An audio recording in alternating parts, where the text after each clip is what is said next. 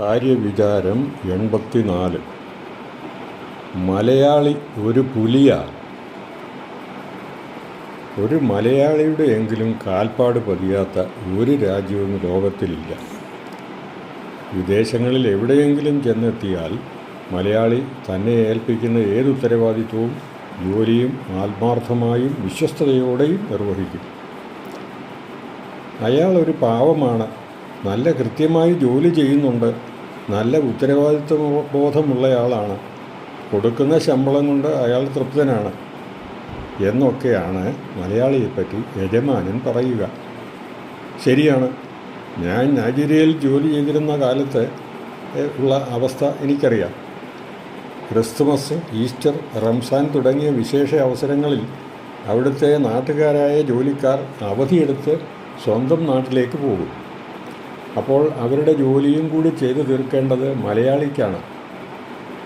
ഒരു പരാതിയുമില്ലാതെ മലയാളി അത് അധിക ജോലി ചെയ്തു തീർക്കുകയും ചെയ്യും. അധിക ജോലി ചെയ്തു തീർക്കുകയും ചെയ്യും. ഡോക്ടർമാരും അധ്യാപകരും എഞ്ചിനീയർമാരും ഒക്കെയായി അനവധി മലയാളികൾ അവിടെ ഉണ്ടായിരുന്നു. മീനിയൽ ജോലി ചെയ്യുന്ന മലയാളികൾ ഗൾഫിലുള്ളത് പോലെ നൈജീരിയയിൽ ഉണ്ടായിരുന്നില്ല. എൻ്റെ മക്കൾ ഗൾഫിൽ ജോലി ചെയ്യുന്നതിനാൽ ഞാൻ അവിടങ്ങളിൽ ഒരു സന്ദർശകനാണ്. അവിടുത്തെ സ്ഥിതിയും നൈജീരിയയിലേതുപോലെ തന്നെയാണ്. താഴ്ന്ന ജോലിക്കാരുൾപ്പെടെ അവിടെ ജോലി ചെയ്യുന്നവർക്കും തന്നെ അധിക ജോലി തങ്ങളെ ഏൽപ്പിച്ചാൽ അത് ചെയ്യുന്നതിന് യാതൊരു മടിയുമില്ല. എന്താണ് ഈ അവസ്ഥയുടെ കാരണം? ഒന്നാമത്, ഉദ്യോഗദാതാവിനോടുള്ള ഭയം. രണ്ടാമത്, വിദേശങ്ങളിലുള്ള കർശന നിയമങ്ങൾ. മൂന്നാമത്, വിദേശങ്ങളിൽ ലഭിക്കുന്ന ഉയർന്ന വേതനം. ഇനി മലയാളി സ്വന്തം നാട്ടിൽ വന്നാൽ പിന്നെ സ്ഥിതി മാറും.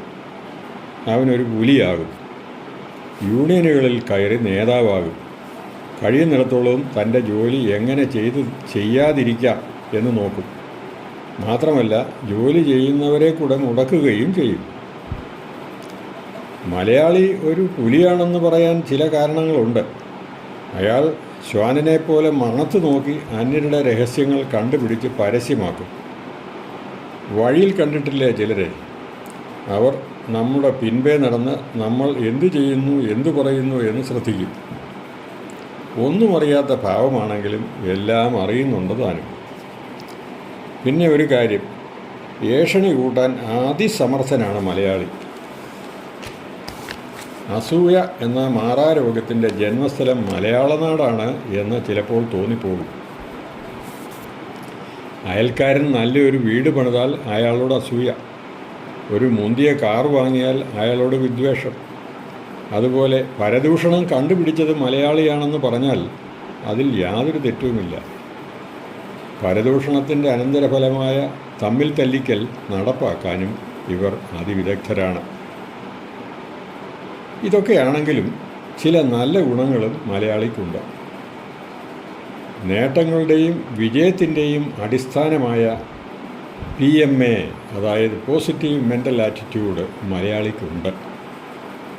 മറ്റെല്ലാ ദോഷങ്ങളുണ്ടെങ്കിലും ഈ ഒരേ ഒരു ഗുണമുണ്ടല്ലോ, അതുപോലെ മതി. പിന്നെ ബുദ്ധിയിലും അറിവിലും വിദ്യാഭ്യാസത്തിലും മലയാളി മികച്ചു നിൽക്കുന്നതിനാൽ ഇന്നത്തെ മലയാളി യുവാക്കൾ രാജ്യത്തിനൊരു മുതൽക്കൂട്ടാണ്. പുലിയെന്ന് മലയാളിയെപ്പറ്റി പറഞ്ഞത് വെറും ആലങ്കാരികം മാത്രമാണ്.